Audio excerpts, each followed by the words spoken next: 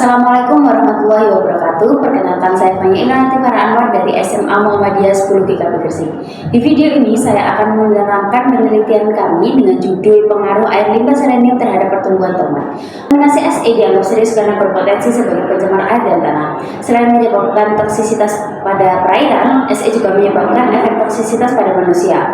Penelitian Mata Darmojo membuktikan bahwa SE mempunyai efek racun terhadap manusia berupa efek karsinogenik pada sistem pencernaan, pernafasan, dan kulit. Gejala keracunan SE dihubungkan dengan asupan SE yang sangat tinggi di dalam tubuh. Selenium adalah mineral yang bermanfaat untuk meningkatkan daya tahan tubuh, menjaga metabolisme dan fungsi tiroid, serta melawan radikal bebas dalam tubuh. Selenium tidak diproduksi oleh tubuh, tetapi diperoleh dari makanan atau suplemen. Meskipun beracun dalam dosis besar, selenium merupakan mikronutrien penting bagi hewan. Pada tumbuhan, ia sebagai mineral pengaman, dan di beberapa tumbuhan juga SE berperan sebagai racun, sebagai perlindungan agar tidak termakan oleh hewan. Pada manusia, selenium merupakan unsur nutrien yang berfungsi sebagai kofaktor untuk reduksi enzim antioksidan seperti glutathione peroksidase dan bentuk tertentu dari thioredoxin reduktase dan beberapa tumbuhan.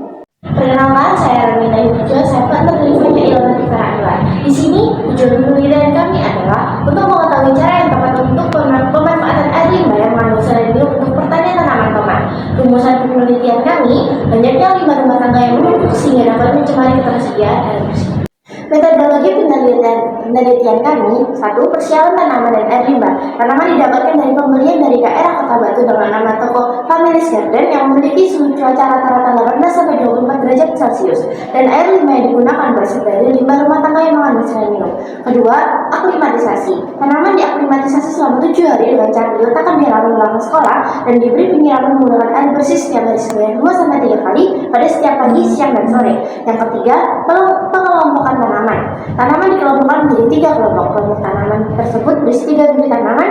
Kelompok kontrol negatif disiram air biasa, kelompok kontrol disiram limbah selenium, dan kelompok kontrol positif disiram air limbah selenium yang telah diindahkan. Yang keempat, pengukuran air limbah. Air limbah ditakar menggunakan glass maker dengan takaran masing-masing 100 ml dan didiamkan selama 3 kali 24 jam. Itu adalah hasil yang kami dapatkan. Gambar pertama adalah tanaman tomat sebelum mendapat perlakuan.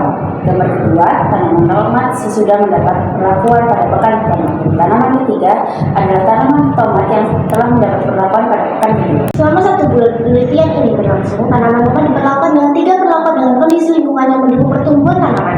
3 perlakuan pada tanaman mampu mempengaruhi tinggi tanaman, jumlah buah, jarak antar daun, jumlah daun, dan warna daun. Hasil kontrol negatif menunjukkan bahwa pengaruh air murni dapat mempengaruhi jumlah daun yang tumbuh. Hasil kontrol air limbah hanya mempengaruhi pertumbuhan jarak daun, karena pengaruh air limbah yang digunakan tidak murni mengandung satu zat yang sama. Dan hasil kontrol positif hanya dapat mempengaruhi laju pertumbuhan tanaman. Tanaman yang mendapatkan perlakuan kontrol negatif tumbuh lebih lambat daripada tanaman tomat yang mendapatkan perlakuan kontrol positif. Tetapi semua tanaman telah mendapatkan sinar matahari yang cukup, sama rata, dan dosis air bersih yang sama. Kesimpulan dari penelitian kami adalah tanaman tomat yang disiram menggunakan air limbah selenium harus mendapatkan perawatan yang intensif dengan cara mengawasi pertumbuhan tanaman setiap harinya untuk menghasilkan pertumbuhan yang normal. Itu adalah referensi yang kami gunakan untuk sumber penelitian kami. Sekian presentasi hasil penelitian dari kami, kurang lebihnya mohon maaf. Wassalamualaikum warahmatullahi wabarakatuh.